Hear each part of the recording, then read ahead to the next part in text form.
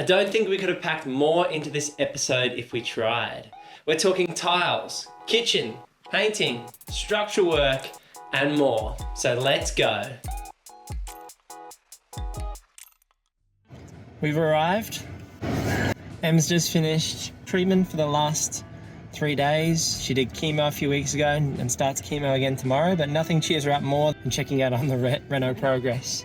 So we're going to walk through inside, give you a bit of a tour. We've done a few tours and updates, so we're excited to give you another full update of the internals of the house, show you what they've been doing, tiling, working upstairs, getting ready for the kitchen to go in, which has been delayed a few times now, but really excited that the fit out is finally happening, and we just can't wait to get into the home. So a few weeks to go.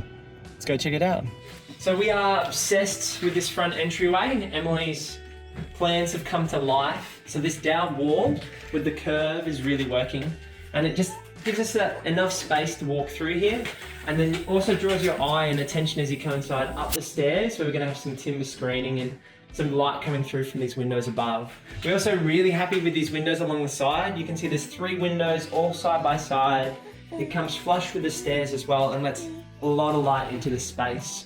Let me grab this. Oh, it's quite heavy. So this is the hybrid timber flooring, and we got this online for about $10,000 in total.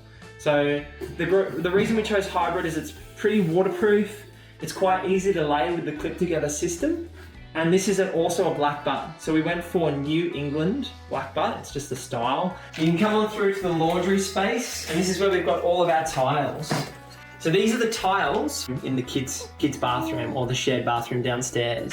So this green tile Emily picked here, she was able to get a deal. We're really happy with this. We looked at a lot more expensive variations, which were $60 to $100 a square meter, but she was able to get this for about $40 a square meter. So that's a pretty good deal. And then this is just your basic, beveled tile, a nice white tile. They go really well together, as you can see. This is going to be stacked in our bathroom, and this is going to go really well with our pastel. We've got a really unique floor in our bathroom. So you can see here that this is the pattern that they're going to lay. We've got orange stars and then white X's in between. And we're going to go for a straight lay all the way from the door all the way to the shower. There is going to be a variation in cost for us, about an extra $1,000 because of all the tiles that we're doing and the way we're laying them. But we think it's well worth it because although we're doing pencil lay and it might be a bit more costly, and we're doing some unique tiles, it's a feature for our home and it makes it ours and it makes it unique. So we're really excited to see this come to life and these get laid very soon. So let's go upstairs and check out what's happening up there, because there's been a lot going on since we last gave you an update. And what's happened here is they've opened up the space completely. So we've got a beam up the top here. We've got a new LVL beam across the middle here, and then steel above the bifold doors. And this has allowed the builder to open up the space and create open plan living. So it's a really big area now. We've got one beam that runs with a post in the middle here, and then we're going to have an island bench just there. Where Bryson's working at the moment is where the new kitchen's going to be. And in this little room over here, this is going to be our dining space. So we're going for a little bit of a cafe vibe. And these are the windows we're very excited about. They let so much light into the space, and it almost feels like you're in a little bit of a greenhouse. And this is our balcony. So this is the back deck. It's all finished off now. They finished all the decking, it just needs some oiling. We're gonna have a flyover roof. So off of the top of these beams, there's gonna be a flyover roof which comes off our current roof. It's gonna run parallel to the current roof line. This is going to give us shade coverage. We're going to need probably some blinds for the western sun in the afternoons because it does get a little bit hot out here. Bryson's going to throw some a ceiling fan up there and some lights. So we'll have an insulated panel roof with a ceiling fan and lights up there. The only other thing we're adding out here is going to be some screening for the neighbours. So probably from about the roof height here all the way out to this post, you're going to add some side screening. And the bifolds actually open up all the way. So it's not just one door, they open up all the way to the edge here, and it really creates that open plan kitchen, living, dining space. A big part of that open plan living will be the kitchen layout. We discussed several different kitchen options. We talked about IKEA, Caboodle, which is Bunnings. We talked about doing a custom kitchen, which is far too expensive in our opinion. So weighing up the flexibility, the color choices, the layout choices, our experience in the past, we decided to go ahead with an IKEA kitchen. As you can imagine, we spent a long time in the design phase, making sure that we were creating a kitchen that was not only beautiful, but functional as well. I'll be honest, I was pretty nervous about the dark timber cabinets. In an ideal world, I would have preferred them to be slightly lighter in colour, but we'd taken down walls, added windows, and added so much light to the space that we could get away with the really dark timber look. Now, IKEA kitchens have a lot of positives. They're super budget friendly and they give you flexible options in terms of the layout and scope of the job, but there are some drawbacks. Oh my goodness, look how much stuff is in this car. This is a 1200mm vanity, a shower head, tapware.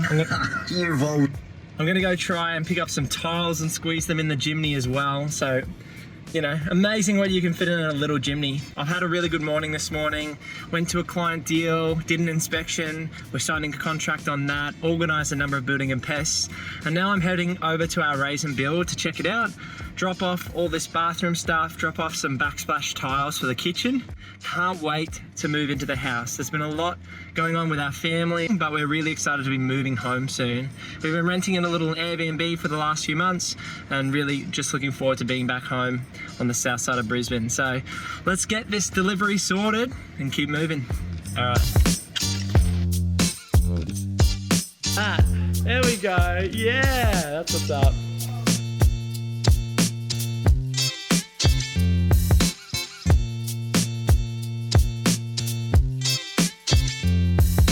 Just driving to IKEA at the moment. We've got a bit of drama today. The kitchen installers are out for the third time in a row. 3 times I've had to come out to our property just because the kitchen wasn't ready for install. And so we pushed our builders along a little bit to make sure that we are ready for install today.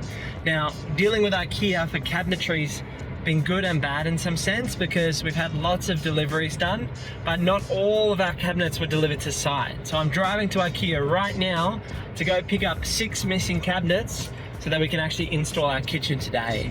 So, bit of drama. Hopefully IKEA have the cabinets we need, so we've got to make sure we get the right stock, and then I've got to get these cabinets onto site as soon as possible so that our kitchen installers can get them installed ASAP. So fingers crossed for us so we can get this kitchen done.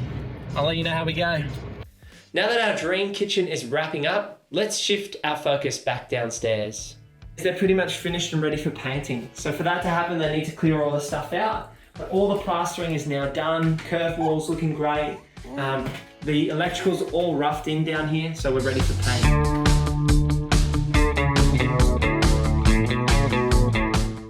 I'm out of the house today. The guys have started prepping for paint work. You can see here in the windows behind me, they've got it taped up. So it's got plastic sheeting, blue painter's tape around it, so all the windows and sills can all get spray painted in the one go. So you'll see behind me, there's a couple of windows here in our master bedroom. This big window here in our master bedroom as well. And all of the bedrooms downstairs have this taped up, ready to go. So they put putty around the window sills. They've sanded back all the walls where they need to. So we're really excited to see the paint come in because that means the flooring can come in after that. So lots happening here at the building site. We're only a few weeks away from moving back home. We just can't wait to get back here. If you've been enjoying our series, we'd really appreciate it if you could subscribe to the channel down below. We love sharing this journey with you. Drop a like on these videos, and there's a full playlist if you want to go back and watch the previous episodes. Stay tuned for more growing Gables.